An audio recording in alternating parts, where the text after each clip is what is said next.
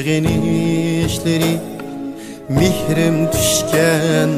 aziz tupraqqa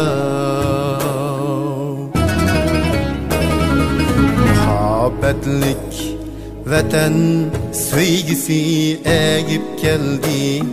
küzümde yaşqa meni tuqqan ana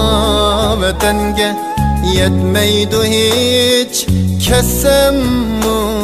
qayam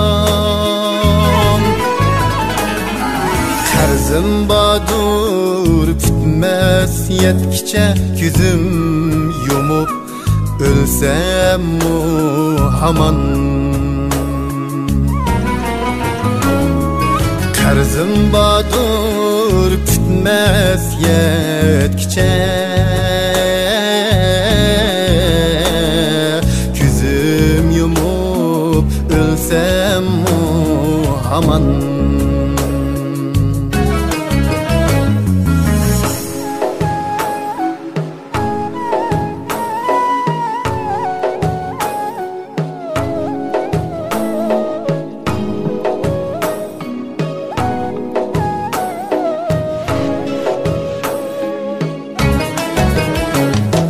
vatan barım qatti hürmetim kökte goya bürküttek uçkan vatan aman şunda kıymetim her kademde zeberler uçkan ittifaklık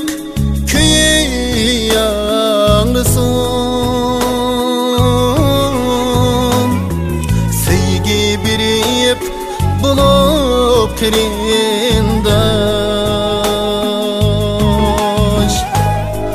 nel bahari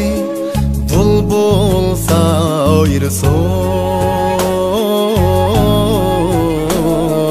bir nefeste bizler vatandaş bir nefeste bizler vatandaş